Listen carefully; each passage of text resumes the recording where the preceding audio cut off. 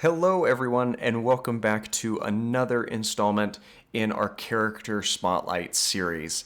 We got the surprise announcement yesterday in the Nintendo Direct Mini that the final DLC package for Ultimate Alliance 3 was being made readily available, and it brought with it a ton of excellent and wonderful content that I have been thoroughly enjoying.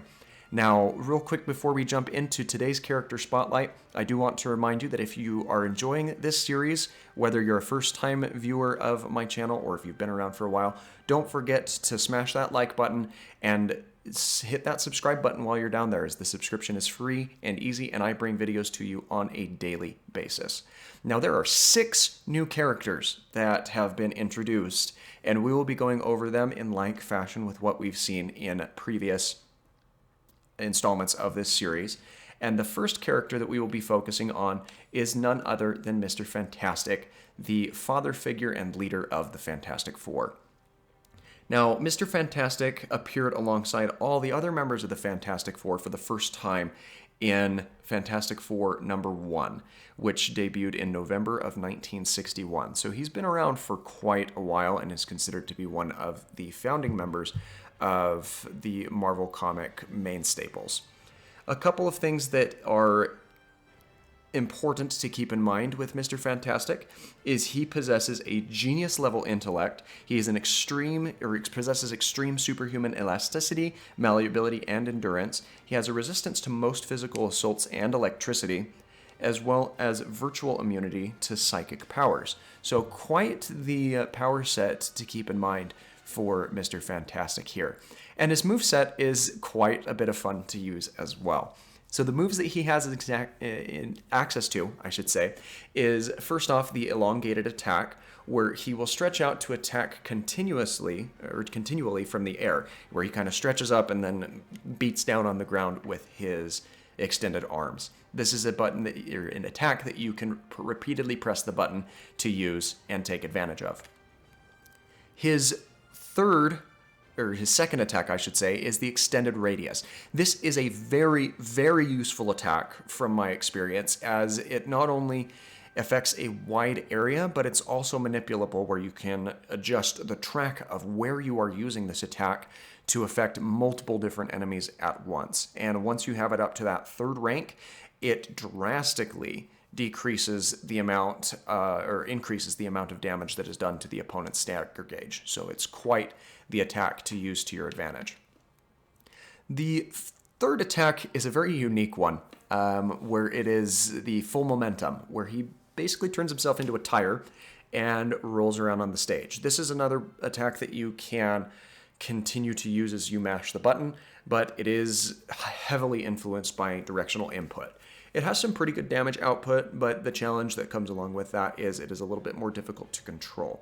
So do keep that in mind as you look to use this. What I honestly find myself using a lot more of it is for traversal between segments of levels. And if there are people who speedrun this game, this will be a very, very nice thing, actually, to use to continue through or speedrun through the storyline a lot quicker than you otherwise would be able to. His 4th and final attack is quite strong. It is the stretching slam, where he extends his arm to grab enemies ahead of him and then swings them to toss them away. And this works similar to some of the other attacks we've seen, where you can actually pick up some of the smaller grunt characters and sling them across, which is quite a bit of some damage that can be dealt. Now, this isn't the most maximal use that you can get of Mr. Fantastic's synergies, but it does give him an additional 16% of that physical resistance, which is excellent.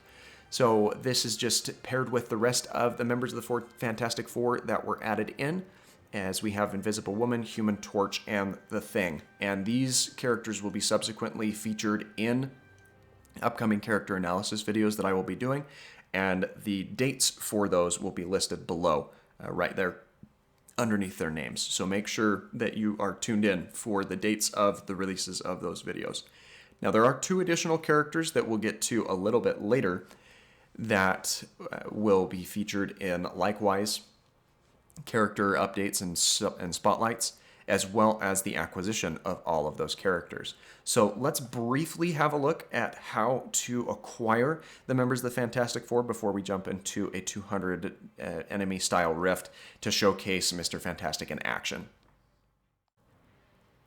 So upon activating the menu select, you will be able to access the Shadow of Doom. As a reminder, you were probably already aware of this, but you do have to have purchased the DLC expansion, but the one-time purchase of that expansion grants you access to all 3 of the DLC installments and the characters, or the unlock of those characters that you would have access to. Now, the Fantastic Four are unlocked in a very different style than the characters that came through in the previous DLC installments. So what you actually need to do is you need to play through the little bonus story quest here, which you will be given a bit of some details as to some cinematics and other things that are a follow-up to the main story quest. And whatever team you have active at the very start is going to work just fine.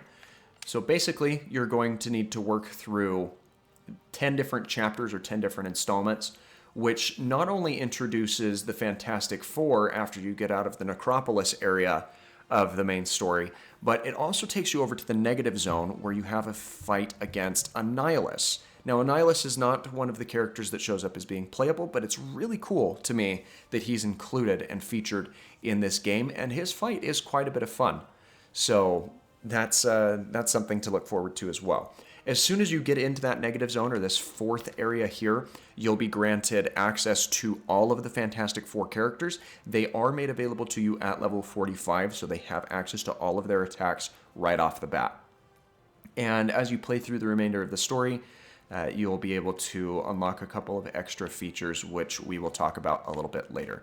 But for now, let's go ahead and jump into a 200 enemy style rift and showcase what it's like to play as Reed Richter's Mr. Fantastic himself. All right, so first off, I want to showcase a couple of things about Mr. Fantastic. Now, he doesn't have a double jump, but instead has a glide mechanic similar to what we've seen with Moon Knight. It's not as useful, I think, and he makes kind of a guttural noise as he's doing it, but it's still kind of fun to use. So one of the things you'll want to keep in mind is his attacks in his light attack sequence do end with a kind of catapulting shot, which sends him clear across to the other side of the arena. His heavy attack is a very wide sweeping arc with his arms that deals a lot of damage out to his opponents. And the last thing that I want to showcase is his aerial attack, which as he jumps and falls into the ground, he kind of makes himself into a rubber ball and drops onto the opponents down below.